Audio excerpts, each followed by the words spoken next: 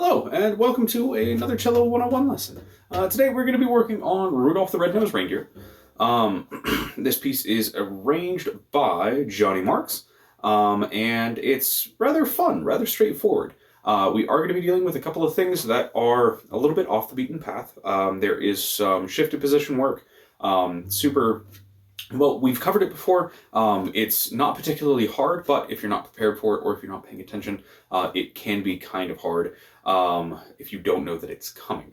And also, we're going to be in the key of D, which is one that we haven't really done much work on before. So, without further ado, let's go ahead and let's see what it sounds like first, and then from there we can go through and kind of break it down and take it piece by piece. Okay.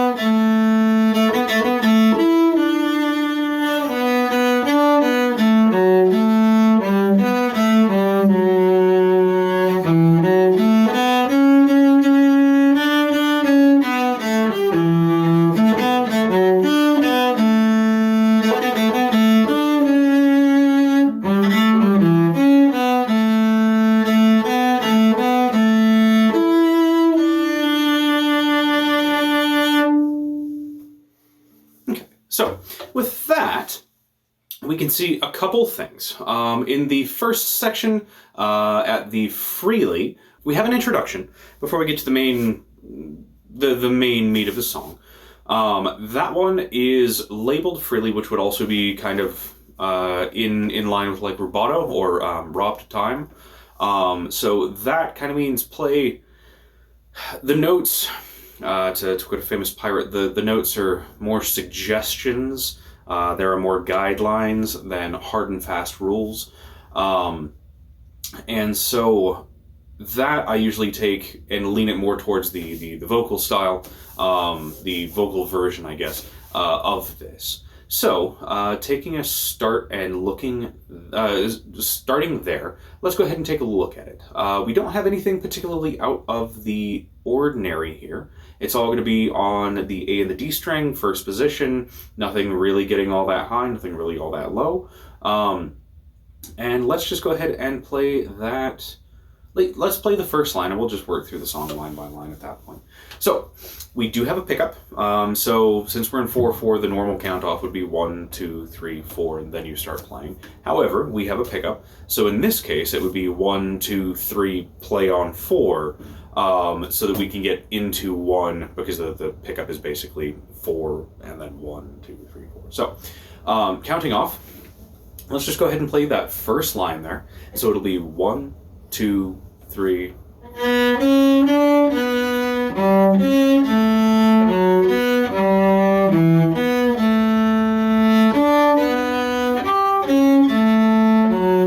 And we get into the middle of the phrase, but whatever. The only thing that's kind of interesting about that one is 1, 2. The second whole measure, we do have a dotted quarter note at the tail end. If you do not remember, dotted notes have half of the value of the written note included in them. So if we're counting by quarters, it would be 1/4 and a half, so it would be basically 1/4 and an eighth note wrapped together. Because if you look at the rest of the measure, you've got an eighth note, a quarter note, and an eighth note. That makes up half of the measure. And then you have an eighth note, and then this dotted quarter, which takes up the second half. So if you're counting eighths, that would count as 3, basically. If you're counting in quarters, which most people do, you'll basically have a 1/4 and a half. and then move on to the next section. So let's go ahead and try that one more time. And again, I'll do the count off, the 1, 2, 3, play on 4. Well, play where 4 would be. And we will go ahead and work through that one more time. So 1, 2, 3.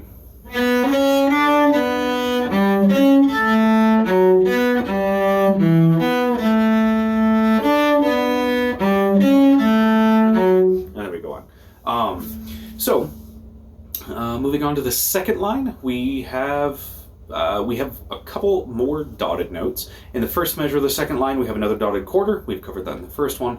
Actually, that is the exact same. Yep, that is the exact same measure, note for note, and duration as well as the second full measure in there. And then we have a dotted half note in the third measure of the second line, and that would count as 3 quarter notes. So dotted half note plus a half of the given value would be basically 3 beats in 4/4 time there. If you're ever not sure how long the note is supposed to be held, you can count up the rest of the measure to kind of figure out how big of a chunk it takes. So in this case, you have a dotted half note and then 2/8 notes, which make up a quarter note. So you would have that dotted half note takes up 3 quarter notes worth of space within the measure. So let's go ahead and do the second line, and then we can wrap all that together, and then we can kind of get into that rubato, freely kind of feel to it.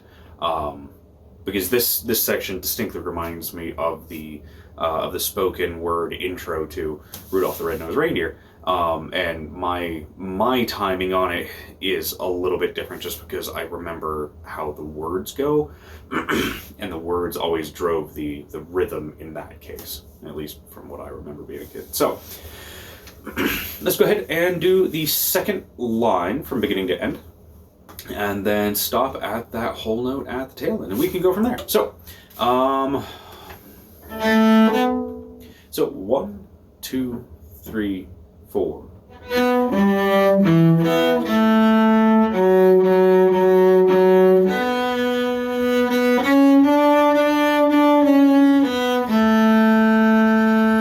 I apologize, my timing was a little bit rough on that one because like I keep trying to go into that most famous reindeer of all, and it's just like the quarter notes feel weird to me. So let's go ahead and try that again. And at that point, I will pay attention to rhythm and see if you can, in your head, see if you can play over the words that go with this section, just to kind of hear how the natural cadence of a voice singing words goes with it, and then we can kind of wrap it all together. So let's go ahead and start at the second line, and we'll do the second line before we get to the moderately, sorry. I'm thinking of the moderato, Italian, all that fun stuff. So, do second line. 1, 2, 3, 4. I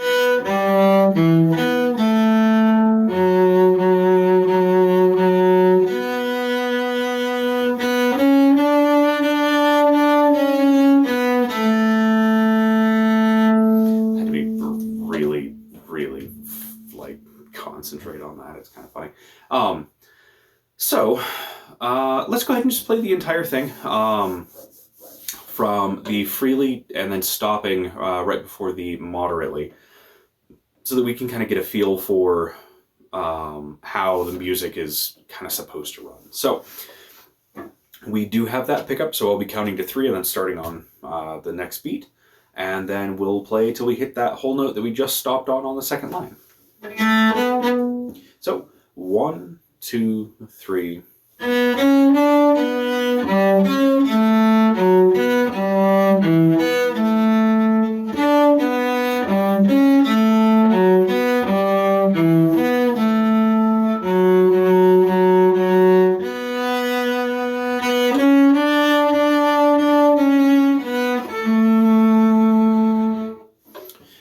Technically, you don't have to shift there, but it gives me that vibrato, and I like the sound a little bit better. So with how that went, that definitely has that feel of like the sung tune to it a little bit more than just mechanical, just straight notes on the instrument. This is a wonderful example and a wonderful chance to really work on putting some of your own expression into the piece, and take a lyrical line like this and really work on kind of putting your own spin on it, your own feel to it. Because the music as it's written right here is not bad. It's the correct notes. It's all that fun stuff. Pardon me. But it doesn't quite have the feel. It doesn't quite have the grab that the spoken word version does.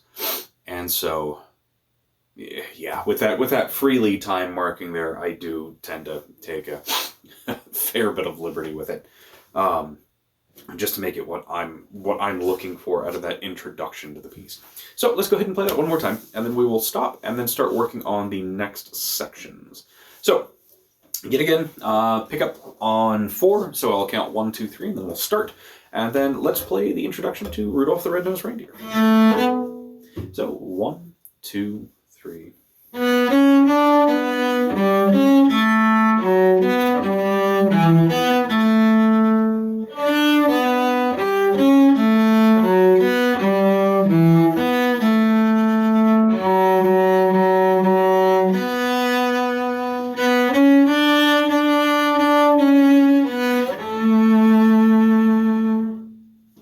And then we would start. So let's go ahead and let's do the first 2 lines of the moderate section, and then let's just see what comes up. Go ahead and start with me. We'll just 1, 2, 3, 4, and then we'll start directly on the moderately, and then we'll run to the whole note on the end of the second line there. So 1, 2, 3.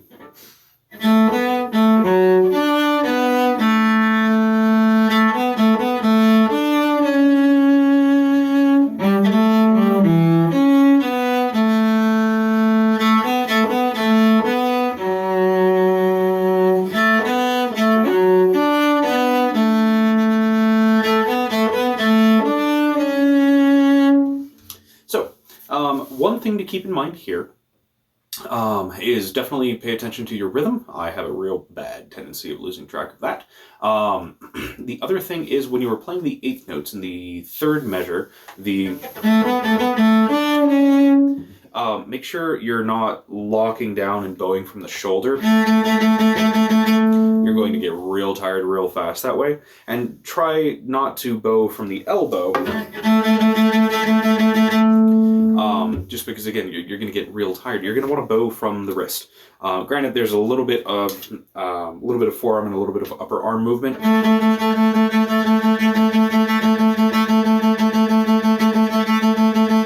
But there is a lot of movement within the wrist that allows you not only fast notes, which comes in later as we play more advanced things, but also gives you a lot more flexibility in terms of what kind of focus and what kind of emphasis you're putting on what you are playing.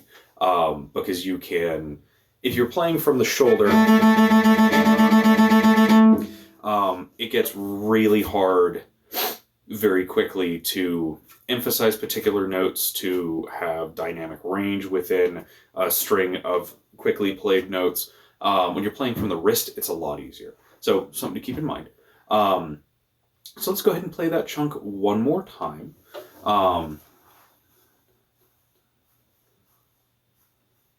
Okay, yeah. I was counting off in the wrong time, and then I was playing at oh yeah, this is the right speed. Paying attention. Again, that whole rhythm thing. Again, this would also be something that you can definitely practice with a metronome. Highly recommended. Especially with my tendency of like speeding up and slowing down within a piece. It gets real hard to play with other people, like in a quartet or a chamber orchestra or even a full symphony, when you're constantly changing speeds because you're excited about that part or you don't really want to play that next part, whatever the case may be. Metronomes definitely help keep you in line, and it also helps set your internal metronome so that you can play through other people's entrances and that kind of stuff without losing count and losing the pulse of the music. So, with that, let me set my own internal metronome, And then we'll go ahead and play those 2 first lines of the moderately, and then go from there. So, 1, 2, 3.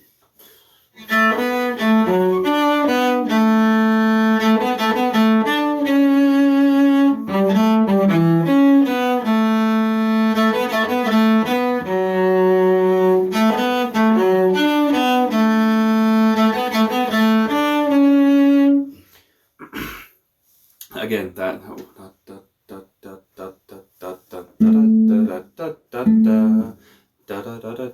Yeah, so that's 1, 2, 3, 4.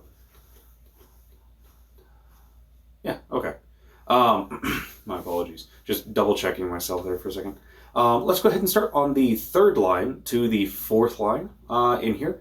And just looking ahead, we do have a shifted section. In the 3rd measure of the 3rd line of moderately, we have a high E going back to a D, so that it's going to be a 4th finger down to a 2nd finger, and then you shift back to normal position. Again, to find where that note is on the D string, I just play 4th finger,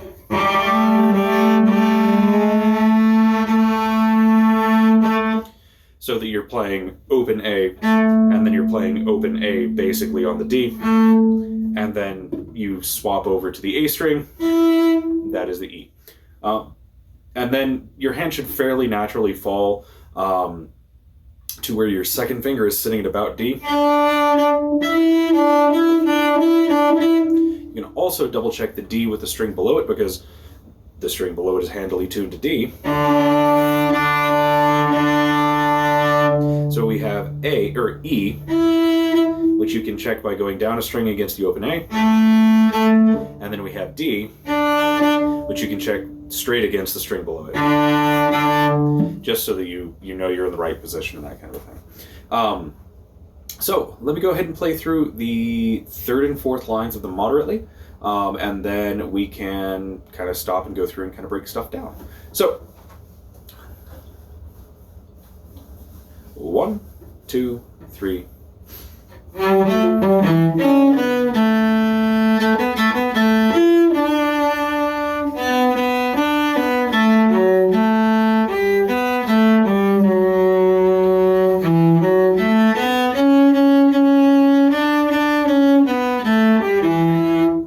And they have almost what I'm looking for right there, but I didn't quite give that 8th note the length of playing that it deserves. I played it more like a 16th note.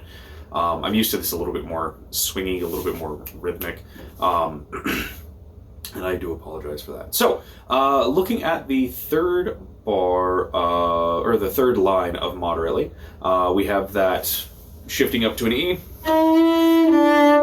Other than that, we do have one of the, I believe, 2 slurs written in this piece at the last measure of the 4th line.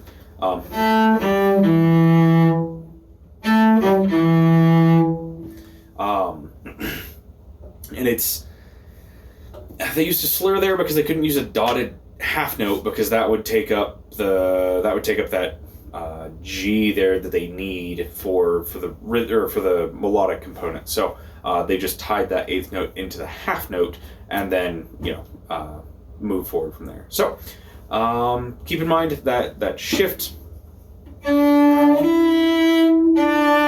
The other way that you can look at it, that I definitely used while I was starting to play. So when I know that my 4th finger is in tune, I just practice shifting up until my 2nd finger is there.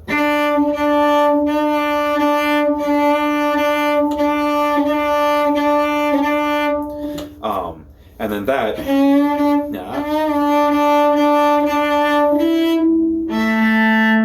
gives you your E as well.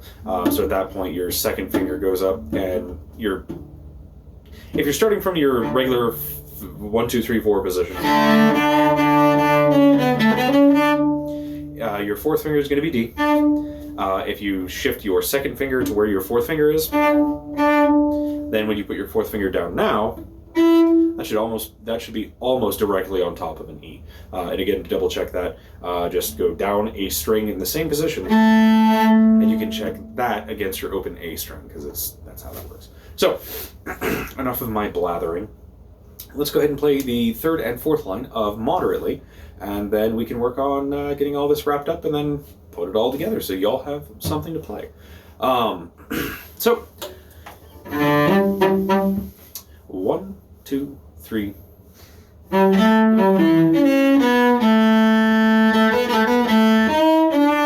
I apologize, but that is what you get when you're not paying attention to the timing or your shifts. So, with that mistake out of the way, let's go ahead and try that again. So, 1, 2, 3, 4.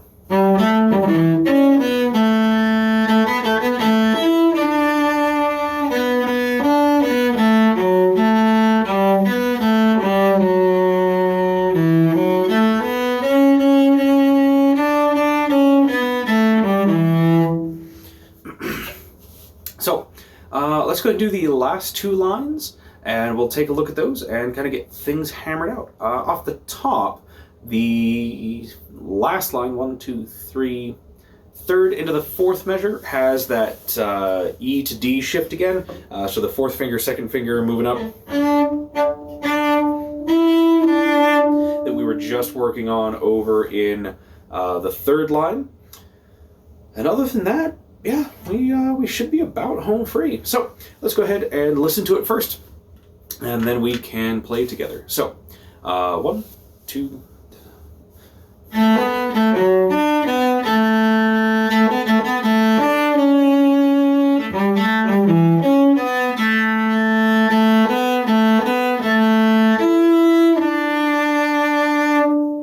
Awesome. So go ahead and join me for that one. Again, just pay attention to the that shift and second position shift, and yeah, we'll go from there. So, So when part of my problem is I hear the song in my head and I immediately try to jump in to play it, but like the beat, the count that I'm giving y'all doesn't exactly match up, and I kind of stumble at the beginning. Because again, that internal metronome, like I know what the lyric line is supposed to sound like, but it could be 1, 2, 3, da, da, da, da. And like my counting will be off, and then that'll kind of, I know what it's supposed to sound like. My counting with the things just kind of gets off, and it's something that I need to work on again, because apparently I'm getting much rustier than I thought. So let's go ahead and do the last two lines in Rudolph the Red-Nosed Reindeer, and then we can move forward from there. 1, 2, 3.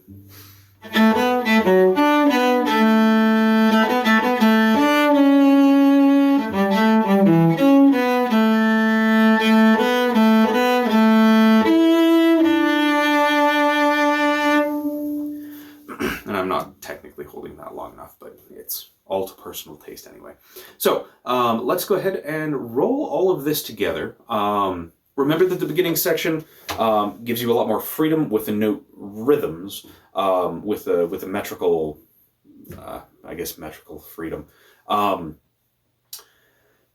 Personally, I tend towards more of the spoken words.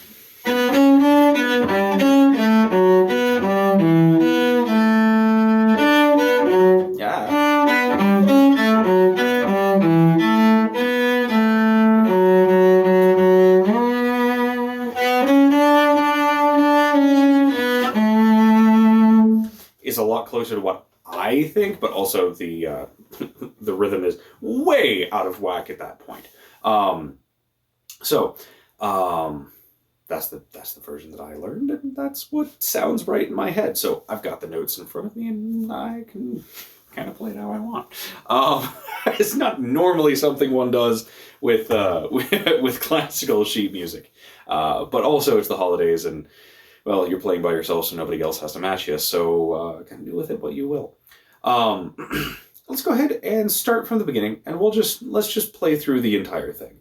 I'll stick mostly close to the rhythmic values here, and we can kind of go from there. At moderately, pardon me, I will be going back very close to the rhythmic values as written. The only thing that I have at the end is we do have that drastic slowdown, which normally when you're playing with a bunch of people will be very obvious. If you look at the second measure of the last line in the song.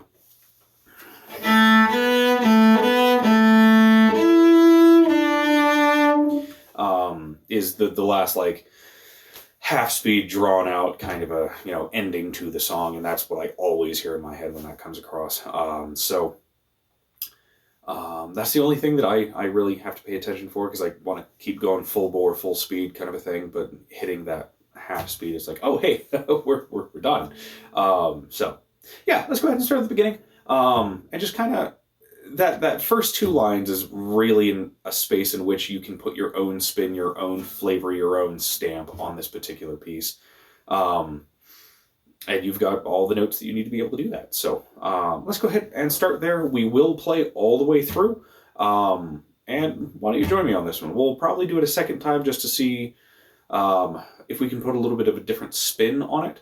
And then we can go from there. So starting at the beginning, freely. And yeah, so remember, we do have the pickup here, so it'll be 1, 2, 3, start playing.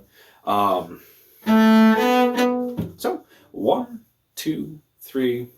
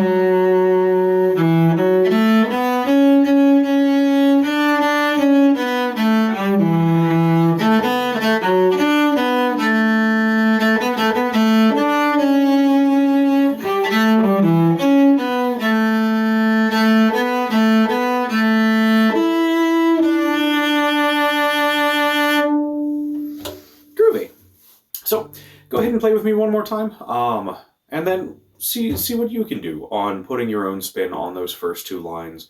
And then we'll go ahead and finish it out, and then we can get to enjoying the holidays. So at the beginning, pick up on 4, so I will count to 3, and then we will be in it. So 1, 2, 3.